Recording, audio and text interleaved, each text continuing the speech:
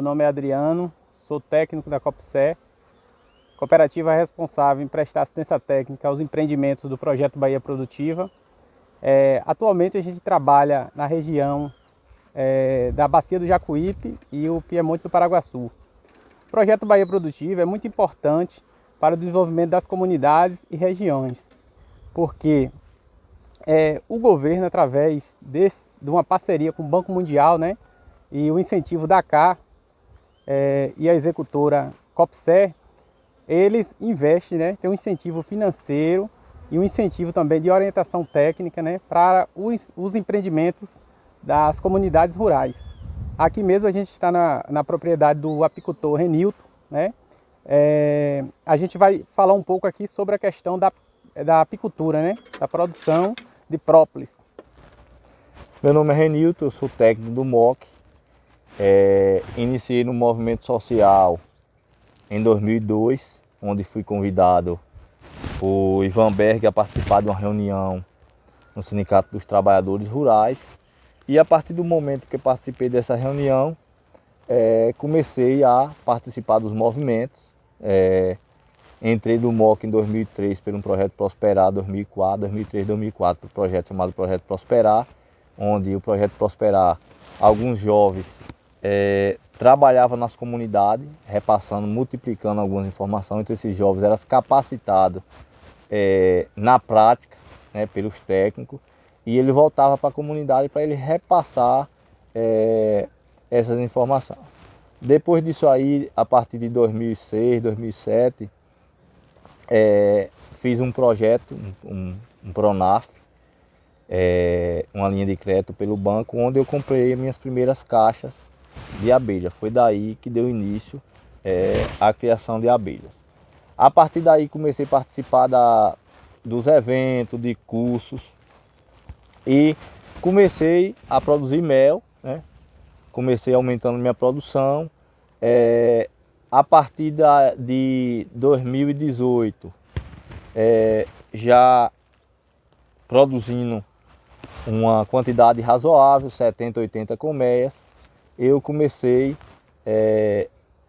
fiz uma faculdade, né? Fiz uma faculdade pela Unital, na área de apicultura, e hoje sou produtor de pólen, de mel, e produzo pólen também. Essa experiência que a gente sabe que o ramo de apicultura, a gente tem o objetivo de trabalhar, de produzir vários produtos, né? O mel, a cera, e hoje a gente vai falar da questão da produção do própolis, né? Que a gente sabe que tem um mercado, né? Hoje a gente vê uma demanda de mercado hoje, a procura desse produto, né? Então é uma forma dos apicultores estarem agregando, né, valor, né, ao seu produto. Não trabalhar somente com mel, né, mas a gente pensar, né, em trabalhar com outros produtos dentro da cadeia. E nesse momento aqui eu vou passar, né, a palavra para o nosso colega, amigo Renilton, né, que ele abriu a propriedade dele hoje para nos receber, né. Então eu vou passar a palavra para ele, né, demonstrar, né, de forma, né, didático, prático, essa atividade aqui. Então, Adriano, a atividade de apicultura, né, é uma atividade que podemos muito bem diversificar os produtos, já que a abelha pode dar para a gente tanto a cera, como o pólen, o própolis, né? E assim, a gente aprender a observar, principalmente a nossa flora, que a gente chama, né, a nossa flora apícola, e para poder a gente, a partir de observar, de anotar essa flora, que a gente pode adaptar as colmeias para a produção daquele determinado produto. E aqui nós temos uma caixa, né, que ela está em produção de própolis, né? É o própolis preto, produzido aqui na nossa região. Nossa região produz o própolis preto, o própolis marrom, também produz um pouco do própolis verde, né? E assim, é um produto hoje que, como você mesmo já falou, tem um mercado consolidado, né? Nós temos um aumento aí com esse negócio dessa pandemia, aí nós temos um aumento de mais de 30%, né, do consumo dos produtos das abelhas, e o própolis é que está liderando esse consumo aí, né? Então assim, a gente está numa caixa aqui que ela é produtora de própolis, né? Como vocês estão vendo, o que é o própolis? O própolis é uma substância resinosa que as abelhas coletam no campo. Então as abelhas campeiras, elas vão ao campo, né? Elas coletam essa resina, elas roem folha de árvores, broto de flores e produz o própolis, né? Então assim, para que é que serve o própolis para ela? O própolis é para, como vocês estão vendo aqui, para calafetar, para fechar algumas fendas que tem na caixa, né? Então, pensando nisso, o que é que a gente faz? A gente faz um corte, né, no meio aqui da melgueira, essa parte da melgueira, um corte com 2 centímetros, né? E o que é que vai acontecer? As abelhas, elas vão se preocupar em vedar, em fechar esse buraco aí e vão produzir o própolis. A partir daí, do momento que produzir, nós vamos fazer essa coleta. Então assim, aqui nós vamos fazer essa caixa, ela está em produção, né? Ela está com 2 melgueiras, então ela produz 2 fitas de própolis desse lado e 2 do outro, né? E nós vamos fazer essa coleta, né? Faltou uma faquinha que a gente não achou, mas com a ajuda do fumigador nós vamos dar uma fumegadazinha. Se quiser perguntar para ele. Eu quero Nós vamos dar uma sobre... fumegadazinha, né?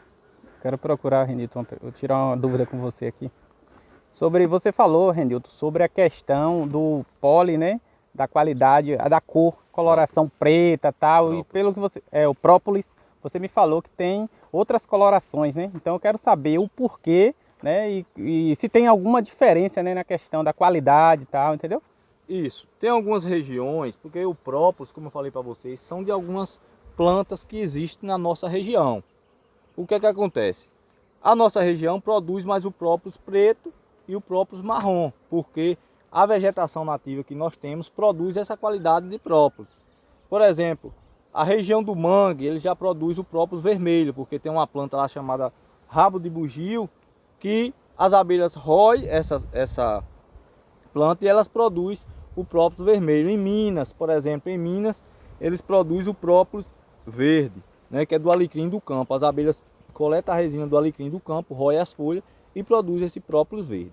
Aqui nós temos, porque nós temos essa cor de própolis, porque aqui é mais da jurema preta, do próprio algaroba, né, e algumas resinas de algumas plantas nativas que tem na nossa caatinga. Tem uma faquinha aqui, não tô achando. Então aqui,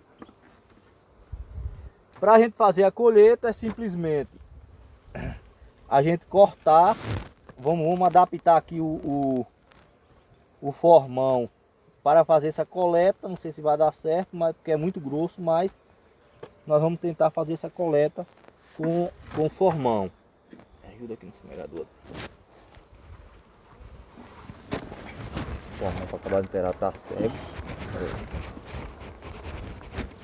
Só que o correto é uma faquinha. O correto é uma faquinha, né, Renilton? Uma faquinha bem amolada. Não tá caindo, tá bem. Deixa eu ver se eu consigo salvar. Já era aquele. Que a gente consegue fazer essa retirada com sucesso. A gente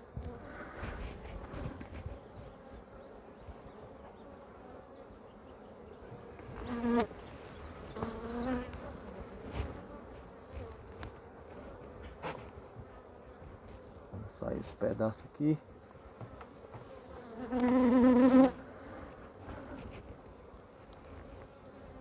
O formão tá cego ainda para acabar de inteirar.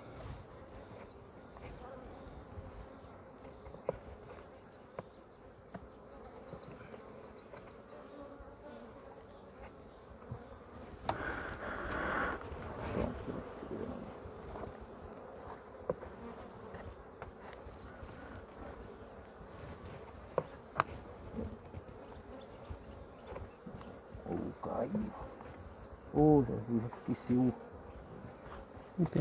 a faca. É bom com a faca.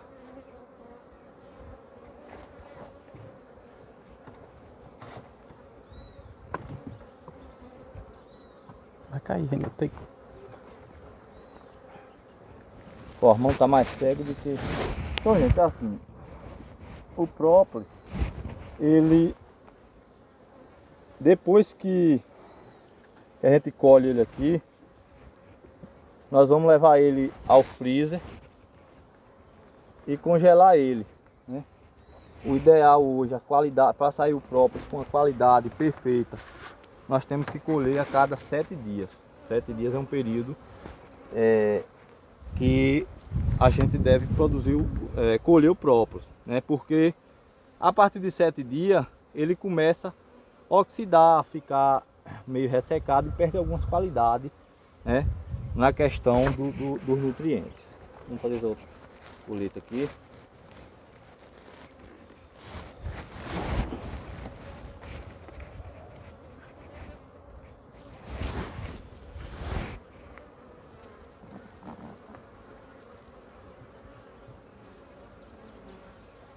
Cuidado. Vou perguntar um pouquinho.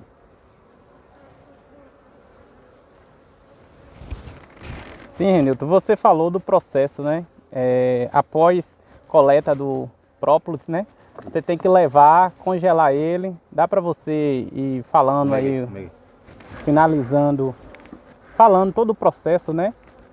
Até ele ficar... Depois do congelamento, aí ele é vendido direto para o mercado, ele bruto, ou os apicultores que produzem o extrato de própolis, pode ser produzido o extrato de própolis. Peraí, tá bom.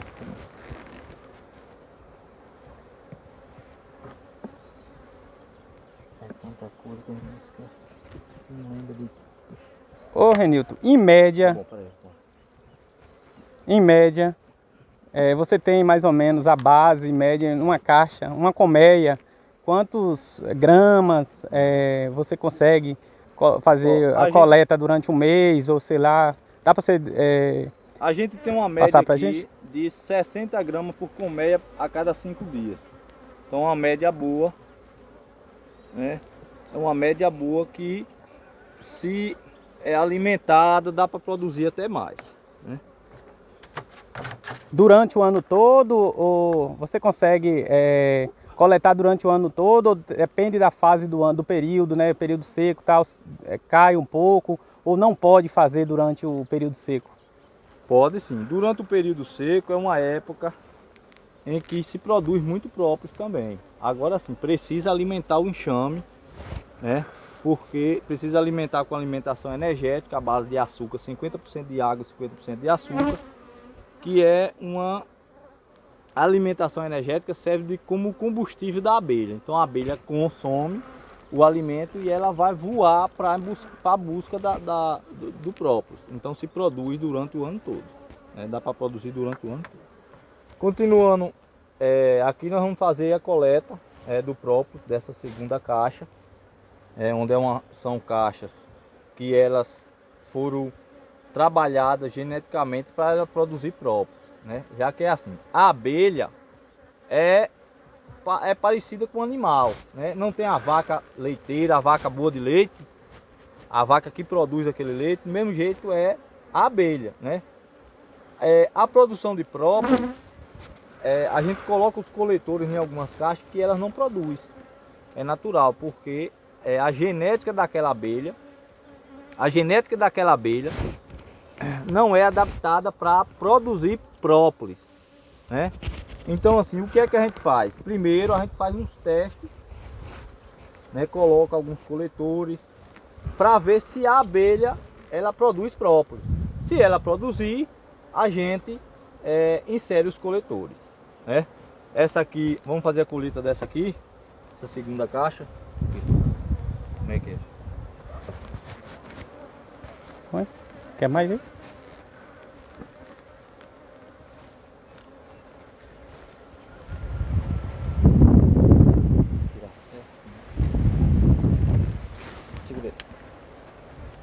O bicho tá cego, mano.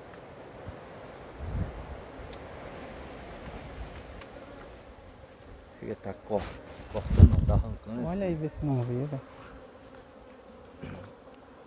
Então vamos lá, a colheita tem que ser com a faquinha bem amolada, né? Como é que ele é? Abelha. Como é que é a abelha? A gente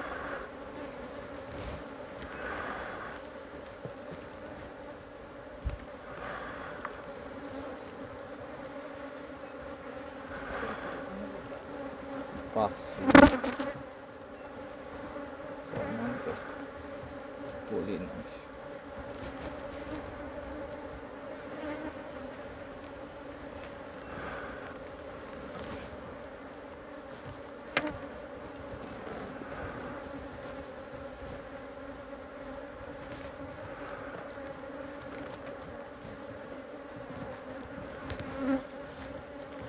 Ok.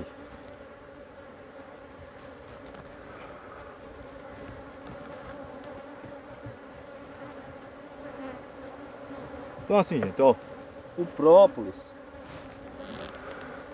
própolis, ele é classificado para a venda de acordo com o tamanho, né?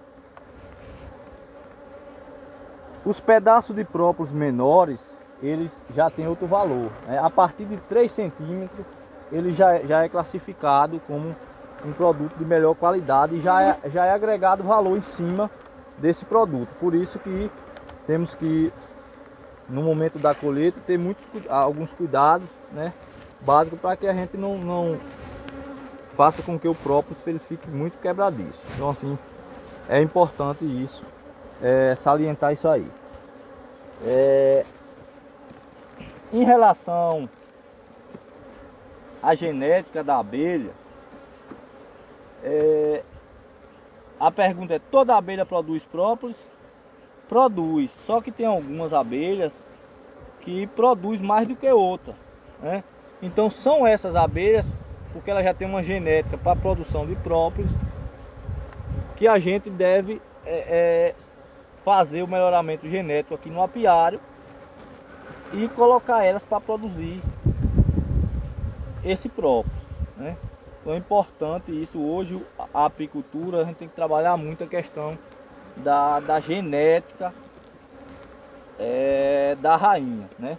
Tem rainhas que ela é mais adaptada para a produção de pólen, tem rainha que é mais adaptada para a produção de própolis, outras para cera, né? Cada uma ela tende a produzir algum produto a mais do que outro. Então o apicultor vai se interessar naquela rainha que ele quer, né? Se ele vai produzir própolis, é óbvio que ele tem que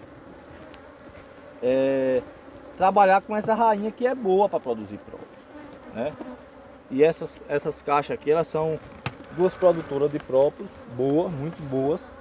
Toda semana elas conseguem encher 4 coletores desses aí, né? Então é importante salientar aí. Renilton, nesse momento aqui, o nosso objetivo, né, é levar um pouco, né, levar essa experiência para os beneficiários, né, do projeto Bahia Produtiva, da cadeia da apicultura, né? Mas a gente sabe que outros públicos, né, estão assistindo, né, vão acompanhar, né, esse nosso material, esse vídeo, né, que a gente está fazendo aqui. Então, o que é que você pode dizer para uma pessoa, né, que quer iniciar, né, essa atividade, entendeu? A produção, a criação de abelha e produção de própolis. Aí eu queria que você trouxesse alguma curiosidade, alguma dica, entendeu? As técnicas, principalmente as técnicas, né, para você iniciar essa atividade, né, o manejo e tal, entendeu? De forma, né, bem resumida, mas que seja didático, que dê para o, entendeu? O pessoal mais ou menos entender.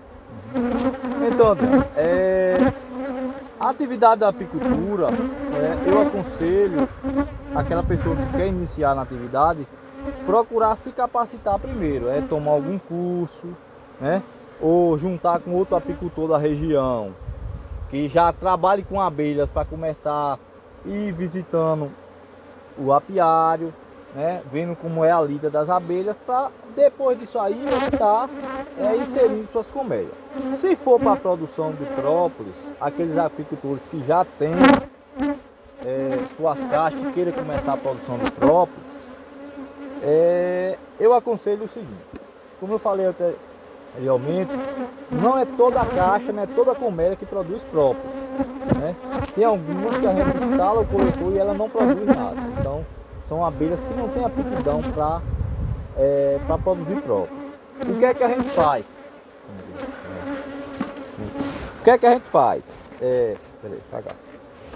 Antes da gente colocar os coletores, cortar a melgueira ou colocar os coletores aqui no meio da melgueira, o que é que a gente faz? A gente suspende essa melgueira aqui, ó. A gente suspende essa melgueira aqui, né? Coloca algum pedacinho de madeira, né? Embaixo. Pedacinho de madeira. De forma que a colmeia, que a melgueira, ela fique suspensa. Fique suspensa. E o que é que acontece?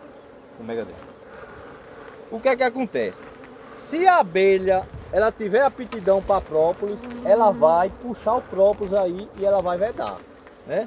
Então, essa é uma forma da gente descobrir se a colmeia tem aptidão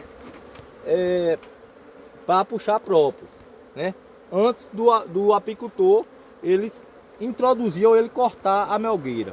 Então é uma forma fácil de colocar uns pauzinhos nos cantos e você observa se ela tem aptidão ou não para produzir própolis. Se ela produzir própolis, aí você vai adaptar os coletores, né? Uma coisa que é importante na produção de própolis é o seguinte: se você tem um apiário e queira instalar a produção de própolis, instale em todas as colmeias do seu apiário. Por quê? Instale em todas as colmeias do seu apiário e entre com alimentação artificial. Porque o que acontece? Hoje a disputa na natureza é muito grande pela resina, principalmente pela resina, porque tem muitos insetos que coletam essa resina. Então, quanto mais abelhas coletando resina, quanto mais enxame produzindo, e quanto mais abelhas coletando, mais própolis você vai ter. Então, é aconselhável você colocar um apiário pelo menos acima de 10, 20, 30 ou 40 colmeias para a produção de própolis. E aí entrar com alimentação artificial, né, que é a base de água com açúcar, 50% de água e 50% de açúcar, que vai ajudar a abelha, né? É o combustível da abelha para a abelha ir buscar o alimento. Renilton, eu quero que procurar se você faz o melhoramento genético e como é que se dá aqui no seu apiário. Veja só, como eu falei anteriormente, a produção de própolis vai depender da rainha, né? Se a rainha for adaptada à produção de própolis, ela vai produzir. O que é que eu faço? Eu tenho essa caixa aqui, é um modelo que a gente chama, um padrão que a gente chama caixa vertical, onde eu coloquei, adaptei 2 núcleos colados com ela e um ninho no meio. É uma caixa que é justamente para a produção de rainha, para a produção de rainha, fazer o melhoramento genético das abelhas que produz o próprio. Então o que é que acontece? Aqui eu trabalho com 2 rainhas, ó, uma de um lado e uma de outro, e deixo o meio justamente para eu fazer a minha produção de rainha, né? Então, aqui no meio tem algumas entradas, né, que dá acesso a esses dois núcleos, né? Então o que é que acontece? Quando eu vou fazer a rainha, né, quando eu vou fazer a enxertia, que eu vou introduzir as cúpulas para puxar a rainha, 6 horas antes daqui eu fecho essas entradas, né, e as abelhas vão produzir a rainha da abelha que eu quiser. Então, se eu pego um quadro, dessa abelha aqui, que é boa produtora de própolis, e vou inserir aqui, elas vão puxar uma realeira de uma abelha boa, que já vai ser ótima, né, com a tendência ao melhoramento genético puxado para a produção de própolis, né? Então assim a gente vai fazendo o melhoramento genético.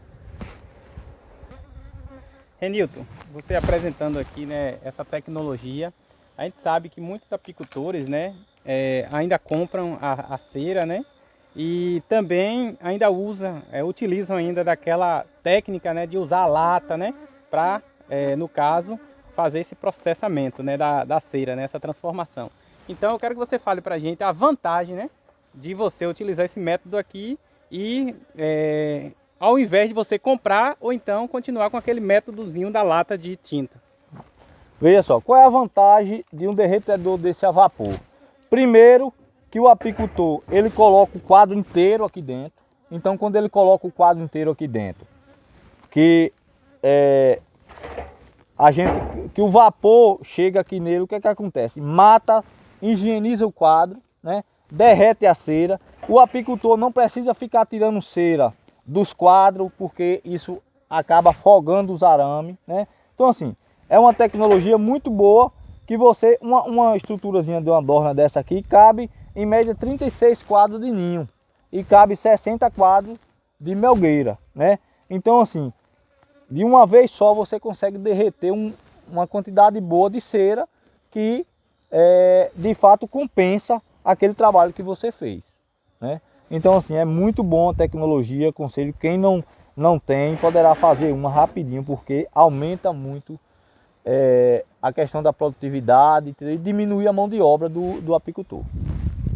Onde a gente, depois que a gente faz a troca de cera lá dos apiários, que traz a cera, a gente usa aqui para a gente derreter, para a gente aproveitar para fazer a cera alveolada. Então, o que é que acontece? Isso aqui, como vocês estão vendo, é a metade de uma dorna. É uma coisa que o apicultor ele pode adaptar lá, pode ser outras maneiras também, com zinco, né? Qual é a função disso aqui? A função disso aqui é da gente colocar água, né? Então a gente coloca a água aqui dentro, coloca mais ou menos uns 30 litros de água, né? Coloca o fogo aqui embaixo, né? Coloca a lenha, o fogo aí embaixo. E o que é que acontece? A partir do momento que essa água ela começa a ferver, através o vapor que sobe, né? A gente coloca esse cano aqui, ó. O vapor que sobe daí entra aqui dentro dessa dorna, né? Através dessa tampa aqui nessa dorna e derrete essa cera. Então aqui dentro, ó, a gente coloca a cera do mesmo jeito que vem do apiário, com quadro, já os quadros com cera velha, do jeito que vem, e a gente coloca o fogo lá e o vapor é que vai derreter essa cera que vai sair nessa parte de baixo aqui, né? Então, assim, é uma tecnologia barata, né, que o apicultor pode estar utilizando para ele aproveitar a cera dele. Então, essa dorna, eu já deixo aqui todo o quadro velho que tem, eu já deixo aqui dentro. Quando enche, eu coloco fogo e derreto essa cera, e aqui sai a cera bruta para eu produzir a cera alveolada para utilizar para as minhas abelhas, né? O apicultor que não produz a cera alveolada, ele pode trocar ou ele pode até mesmo vender. E assim, o foco aqui é a gente mostrar aos apicultores, né, outros produtos também que pode ser produzido pelas abelhas, né? A gente sabe que o projeto Bahia Produtiva, em parceria com a CA, o governo do estado e o Banco Mundial, é um projeto que eles traz para os agricultores alguns implementos, né, algumas caixas para os apicultores, e a partir daí os apicultores eles começam a trabalhar, né?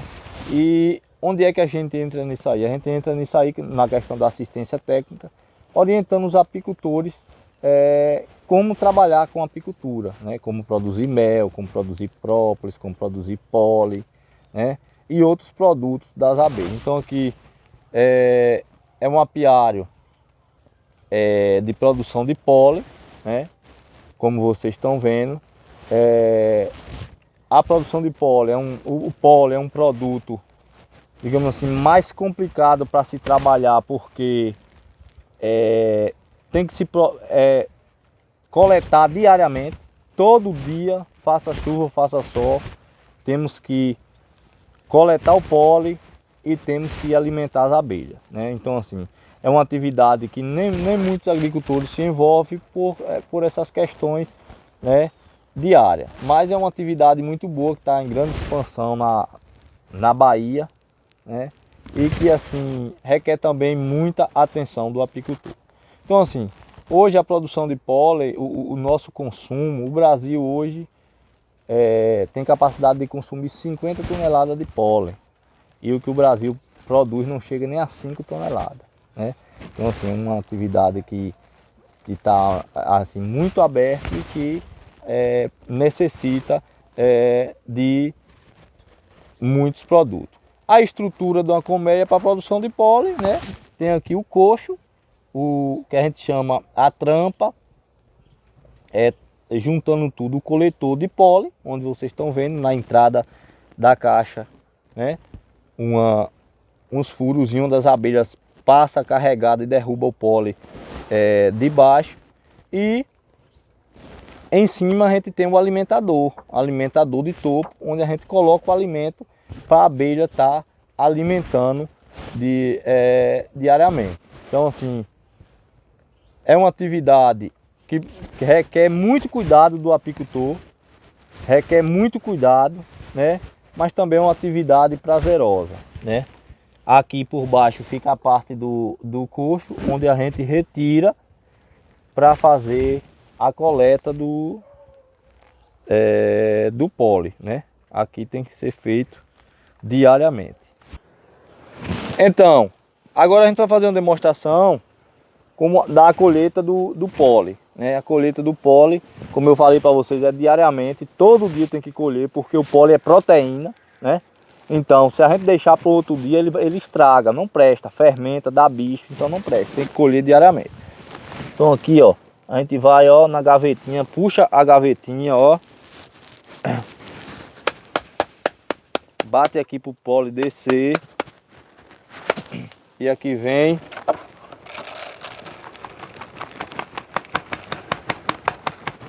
aqui de baixo, né? O coxo, ele precisa ser rapado,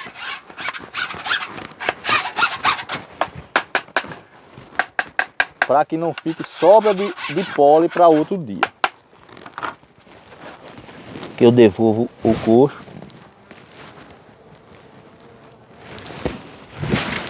Vamos aqui para outra caixa. Opa.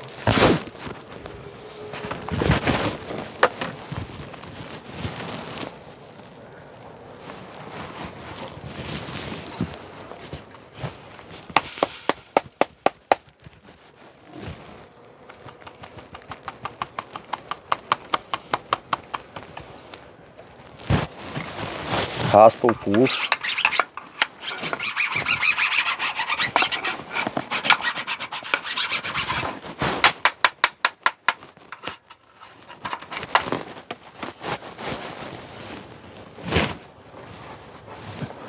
Pronto, esse é o processo da colheita do pólen. Aqui, esse pólen ele vai para o freezer, vai ser armazenado no freezer para que ele possa matar alguma formiguinha que tiver dentro, alguma possível bactéria, alguma coisa que tenha dentro. Então o gelo vai congelar, vai matar tudo. Depois esse pólen ele vai ser transferido para uma sala com estufa, onde ele vai ser desidratado, ele vai perder a umidade. Em seguida vai para uma máquina para soprar, para limpar as impurezas, e por último para a sala de catagem, onde uma pessoa manualmente vai catar todinho, passar, e daí ele está apto para ir para o mercado. Então é um processo que tem que ter um acompanhamento bem sério. Aqui nós vamos fazer uma revisão nessa caixa, porque ela foi trocada a rainha e nasceu uma princesa. Vamos olhar se já fecundou. Como é que é isso?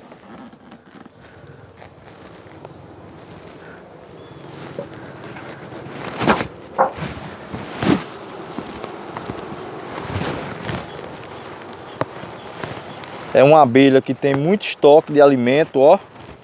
Bonitão o mel, ó. Muito estoque de mel. Pode esmegar não. Isso, pronto. Pode esmegar na pala aqui em cima, ó. Aqui, ó. Assim. Aí, pronto. Vamos ver.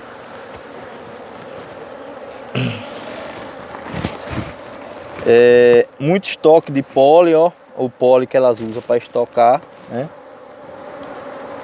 E já tem rainha. A rainha já fecundou. Aqui é a lava, ó.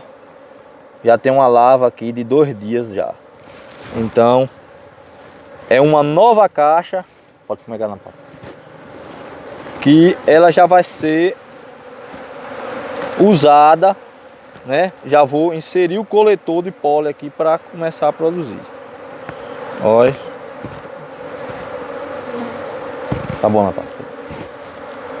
Aqui é a cria fechada, ó. Cria fechada que já tá perto de nascer. Aqui ao redor todas as lavas já. Aí as lavas aí, vê se tu consegue ver. Tá vendo?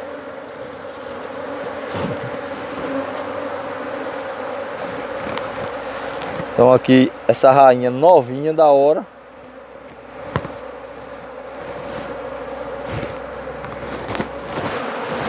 Aqui tá o ovo, ó. Nesse meio aqui tem ovo de um dia, de hoje. Tem que olhar direito pra ver. Tem que ter a posição também. Eu tô vendo daqui já, que já tem ovo de hoje. Essa área aqui é área de demarcação. Então assim, as abelhas operárias, ela demarca a área, ela limpa a área e a rainha vem e põe, né? Aqui já tudo é área de demarcação, ó, todas limpas. O mega marquinhos. Tá bom.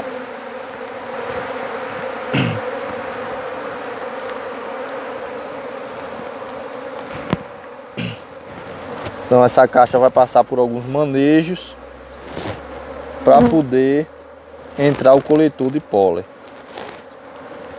Muito estoque de pólen.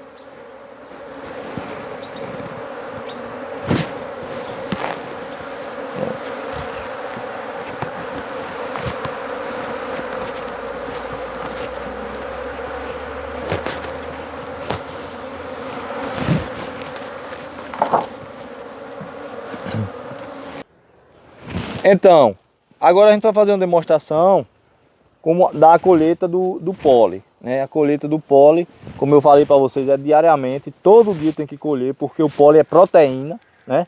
Então, se a gente deixar para o outro dia, ele estraga, não presta, fermenta, dá bicho, então não presta, tem que colher diariamente. Então aqui, ó, a gente vai, ó, na gavetinha, puxa a gavetinha, ó. Bate aqui pro pólen descer. E aqui vem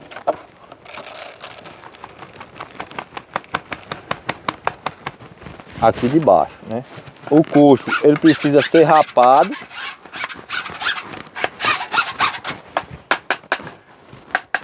Para que não fique sobra de pólen para outro dia. Que eu devolvo o coxo.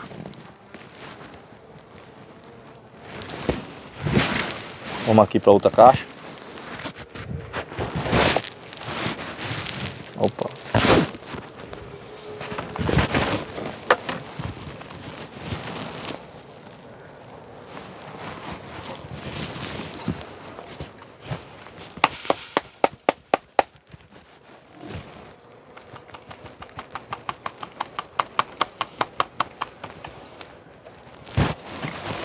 Raspa o coxo.